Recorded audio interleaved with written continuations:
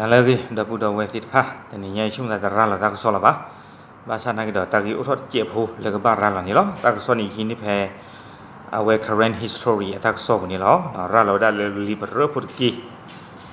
Rala dah liberal putki ni kuih dah di tuki ye tak so tamenya tapak lah. Muni tersi terki tu si kok tak serta meti si denari dia dah. Nak pe membuku tu dia dah tak ada ji.เวดาเซอร์ซิมันนี่เนาะตาลอตาเกลเมวดาเคปูตาลอนี่เนาะประโยชน์คือขาลักลูกพาดูเซอร์ซิติลุยชิพเลค่านี่เนาะเอาเนี่ยบัตรปาพาดาเล current history ดอกเวดาสุมียดีเดาคอพลูประโยชน์สืบดูเฮคอตเลตาปาปนอโคปเวกันยอดดอกหรือสืบมือดูขาอ่อนนี่เนาะมีเลยประโยชน์สืบตาปาตาปาเก NCA ตาโซตาซอบาโคแต่มีเลยเป็นเลขาอ่อนเลยอัตาลอตาเกลบากเวดาจานี่ดอกเต็กดอกเวดาสุมียดีประโยชน์ซึ่งมือดูเฮกีเฮมารีอาท่ออัดสึกเลอดอเฮมารีท่ออากบออยู่ปลอลอลีแล้วเลมือปลอคอปาดอฮีนี่อาท่อตลอดเลเกลอเพมือลอเลเกลอเพมือลอดอเฮนอตเลอสุลิเลกตีเกลอโว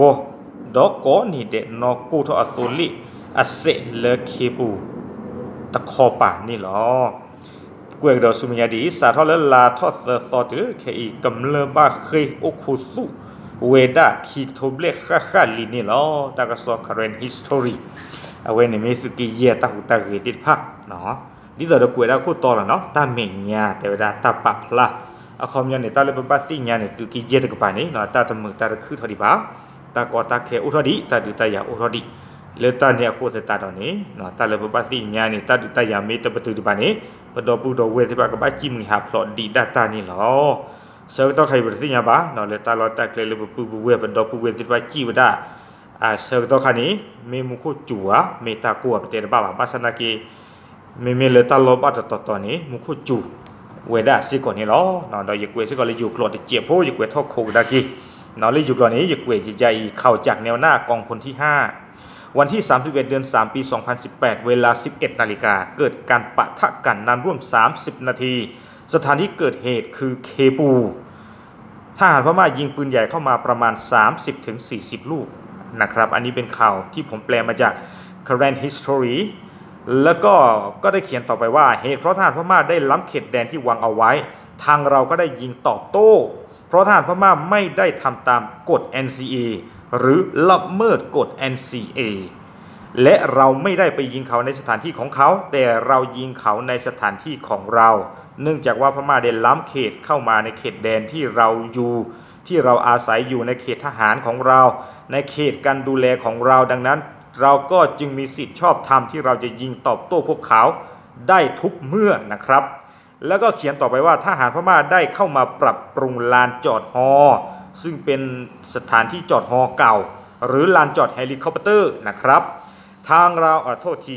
และบังเกอร์ต่างๆนะท่านพม่าได้เข้ามาปรับปรุงลานจอดฮอและบังเกอร์ต่างๆในเขตเลอมือปลอ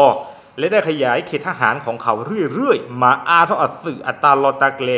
รื่อๆหรอหรือว่าอย่างนี้กลอแต่ดีนี่เนาะขับรถเข้ามาล้ำเขตเพื่อทำถนนทุกวันเนาะอาคูตตาดอนีเนาะเอาไว้ให้นอนนึกมอตกาแต่ว่าได้เลอตาลอเลอบาตาปาปนอกข้าอันนี้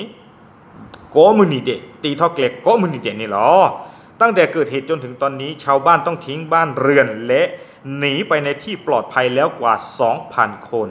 เข้าจาก current history เนาะเอาไว้นี่ตาเลือบบ้านสิ่งนี้เนี่ยพวกว่ากันลึกที่ภาพบ้านจิมีหาพอดีอากาศคิดโทกันเนี่ยเนาะอาโคตตาตอนนี้ยิ่งช่วงมันตาเลตาพิเจตามาเจอเนาะก็รู้ดีว่าได้ทอบูนิลหรอเนาะแต่เยอะดีปะอาคูตาดอเนาะดีคือกันยาเตลียโตคือกันยาดีหมอดอปูดอเวติภาซื้อเตออุปตุตรีโชติตรีบ้ามนุษย์แต่เล็บดอปูดอเวปปูเวติภาลูกบาดิตาพิจตามาเจทอบูอาคูตาดอดีตาลอตาเกลลีชั่วโมงตาเลซึมเอดอคอนแทคดอเลมาเจอบัสสปอร์เตอร์ซึมมีอุบุลเมชอติซี่หน่อยชั่วโมงตาเลตากุตากาเมเกตาอตาอเมเกซึ่งเลยเลKYO ไม่เก KWO ไม่เกยช่วงมันแต่ละกสีหรอบ้านมันนู่นเลยเนี่ยปาติพานี่แต่นั่งวิทย์เตะได้แบบบ้านสันนักกีฬาอยู่ชั่วโมงโดยยิ่งสิ่งอย่างเลยปาติพานี่พีตามาตาทอบุหรอเนาะก็บ้านเล็กว่าถวยไว้ได้ปาโชกีไม่เกปาพอดีพูดว่าไม่เกชั่วโมงแต่อโมดาอุสิกอเลยก็บ้านเล็กได้นี่หรอ เลตาเนี่ยโหนอดีตอดีเตติลิเฟมกอโซมีซีมีบ้าปาเลอุดอตะกุตะกาตาอตาอกะซีกะซอดิฟ้าเลอาลอบาเลตาลอเพยเตมกอเนาะ KYO มิเก KWO มิเกไอนี่ KYO KWO ตะคอนแทคยาบาเนาะแต่ยาตานอมีบาสันนักเกดอุดาตาลีโชกุโมเลปกติฟ้าเนี่ยดู